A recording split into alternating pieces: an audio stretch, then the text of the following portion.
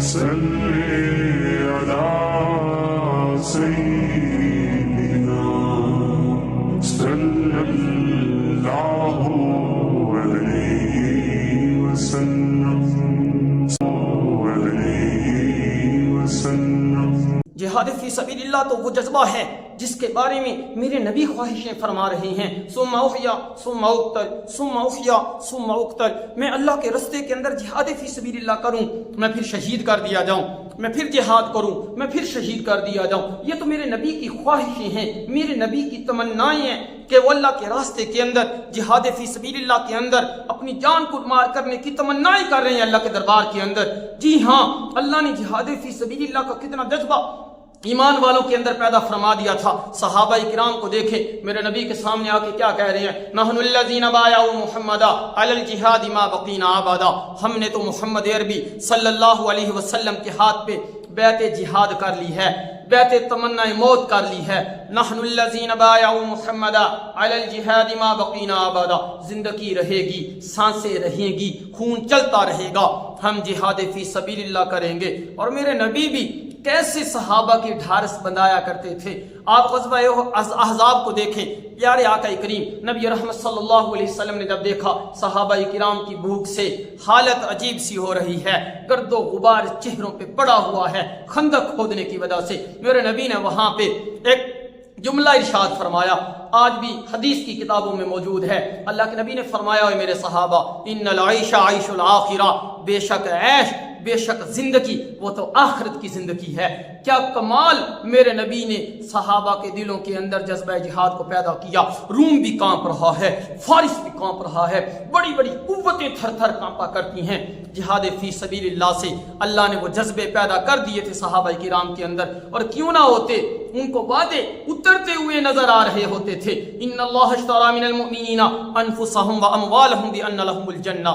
بے شک اللہ نے ایمان والوں کی جانوں کو، اللہ نے ایمان والوں کو مالوں کو لے لیا ہے، سودے کر لیے ہیں۔ کس کے بدلے میں؟ جنتوں کے بدلے میں، اللہ نے اپنی رضا کے بدلے میں انعامات الہیہ اللہ عطا فرمائیں گے۔ کاش ہمارے دلوں کے اندر یہ جذبے پیدا ہو جائیں۔ قرآن پاک میں اللہ فرماتے ہیں، یا ایھا النبی حرض المؤمنین علی القتال، اے میرے نبی ایمان والوں کو قتال کے اوپر، جہاد فی سبیل اللہ کے اوپر ابھاریے، ان کو دعوت دیجئے، ان کے دلوں میں جذبے پیدا کیجئے۔ یہ تو میرے نبی کی دعوت تھی، یہ تو میرے نبی کا پیغام تھا۔ کہاں چلے گئے آج مسلمان؟ یا ایھا النبی جاہد الکفار والمنافقین واغلظ علیہ۔ جی ہاں، اللہ رب العزت فرما رہے ہیں، اے میرے نبی صلی اللہ تعالی علیہ وآلہ وسلم، ان کافروں سے جہاد کرنا ہے۔ یہ کبھی بھی ہمارے خیر خواہ نہیں ہو سکتے، یہ تو میرے رب کے قرآن کریم کے اندر وعدے ہیں کہ ایمان والا ایمان والے کا دوست بن سکتا ہے۔ کبھی بھی کافر، کبھی بھی یہودی، کبھی بھی عیسائی تمہارا دوست نہیں بن سکتا۔ آج ہم نے ان سے دوستیاں لگا لی، اور دیکھیں آج ہماری دوستیوں کی وجہ سے دلوں کے اندر دنیا کی تمنا آ گئی ہے، دنیا بیٹھ گئی ہے۔ آپ نے فرمایا ایک وقت آئے گا یہ تمہارے اوپر جیسے کوئی بھوکے کھانے کے اوپر پل بڑھتے ہیں، یہ تمہارے اوپر کافر ایسے جھپٹ پڑیں گے، یا رسول اللہ ہم کم ہوں گے، یا رسول اللہ ہم تھوڑے ہوں گے۔ آقا کریم نے فرمایا نہیں، تم تھوڑے نہیں ہوگے، تم کم نہیں ہوگے، تمہاری تعداد بہت زیادہ ہوگی۔ یا رسول اللہ پھر کیا ہوگا؟ فرمایا وہن۔ کیا ہو جائے گا؟ وہن کیا ہے؟ دنیا کی محبت پیدا ہو جائے گی، موت سے نفرت پیدا ہو جائے گی، موت سے دوریاں ہو جائیں گی، ڈر لگنے لگ جائے گا۔ اور آج مسلمانوں کے اندر وہی چیز پیدا ہو گئی ہے۔ کیا دنیا کا اسلحہ ہمارے پاس نہیں، فوجیں ہمارے پاس نہیں، مال ہمارے پاس نہیں، لیکن پھر بھی میرے فلسطین کے بھائی، میری فلسطین کی غزہ کی معصوم عورتیں، معصوم بچے، وہ بوڑھے کمزور، وہ بلکتے روتے بچے جن کے اعضاء کو اڑا دیا گیا ہے، اوے کم بختو، کوئی غیر مسلم کا بچہ، کافر کا بچہ، نیتنیاہو کا بچہ بھی میرے سامنے آ جائے، ٹرمپ کا بچہ بھی میرے سامنے آ جائے، بلک رہا ہو، رو رہا ہو، اسے بھوک لگی ہوئی ہو، میں ترس کھا کے میرے دل میں رحم آئے گا، میرے دل کے اندر جذبہ ہمدردی پیدا ہوگا، اور میں اس سے جذبہ ہمدردی کا اظہار کروں گا۔ جی ہاں، کفر کی بنا پہ میں اس سے نفرت نہیں کروں گا۔ اور ظالمو، تم تو انسانیت سے بھی گر گئے، حیوان بھی بچے کو پیار کرتا ہے، تم تو حیوانیت سے بھی گر گئے ہو، تم تو جانوروں سے بھی بدتر ہو گئے ہو، تمہیں رحم نہیں آتا۔ چلے وہ تو کافر ہیں، اور مسلمان حکمرانوں تمہیں کیوں ہوش نہیں آ رہا؟ تمہیں کیوں ان کے اوپر ترس نہیں آ رہا؟ خدا را کچھ سوچنا ہے، کم از کم ہم کچھ نہیں کر سکتے، ہم بائیکاٹ تو کر سکتے ہیں نا۔ کہتے ہیں بائیکاٹ سے کیا ہو جائے گا؟ جی ہاں، بائیکاٹ سے بہت کچھ یہ بچپن میں سنا کرتے تھے کہ ایک دیو کی ایک جان یا جن کی جان طوطے میں ہوتی ہے تو طوطا جا کے پکڑا جاتا ہے، اسی کی گردن مروڑ دی جاتی ہے، جن اور دیو مر جاتا ہے۔ یہودیت کی ساری طاقت سود کے اندر اور معاشی نظام کے اوپر جو انہوں نے غلبہ حاصل کیا ہوا ہے، آج اگر ہم بائیکاٹ کرنا شروع کر دیں، یقین کریں اپنی موت آپ مر جائیں گے، ان کی کمپنیاں دیوالیہ ہو جائیں، جی ہاں گر جائیں اور بالکل ختم ہو جائیں۔ ہم مسلمان بڑا تعاون کر رہے ہیں ان کے ساتھ، سودی نظام ہم ان کا ختم کر دیں، یقین کریں یہودی اپنی موت آپ مر جائے گا۔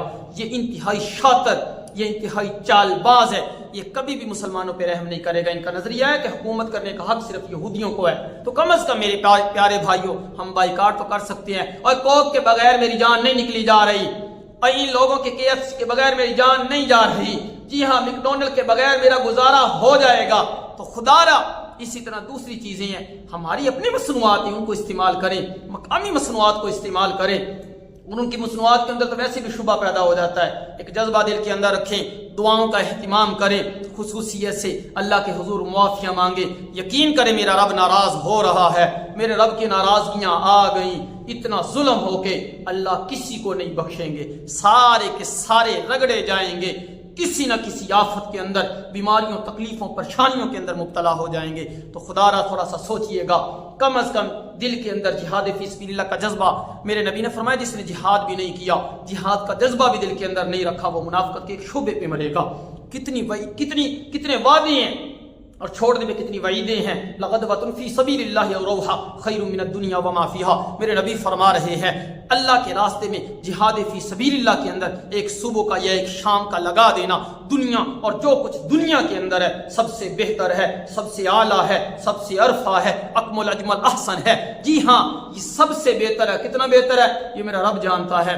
فرمایا کہ اتنے درجات ہیں، شہید کے گناہ ہی معاف کر دیے جاتے ہیں۔ ایک جذبہ تو دل کے اندر رکھ سکتے ہیں، ایک یہ جذبہ، اور دوسرا جذبہ یہ کہ ہم نے بائیکاٹ کرنا ہے، اپنے گھروں کے اندر ان کی مصنوعات نہیں لے کے آنی۔ انشاءاللہ العزیز اتنا کام کرنا ہمارے ذمہ ہے، باقی ہمارے رب کے ذمہ ہے۔ اللہ رب العزت ان فلسطینی مسلمانوں کے لیے آسانیاں فرما دے، اللہ پورے عالم اسلام پہ رحم و کرم فرما دے، اللہ پورے عالم اسلام کو بالکل اتفاق و اتحاد اور محبتوں والا بنا دے، آمین۔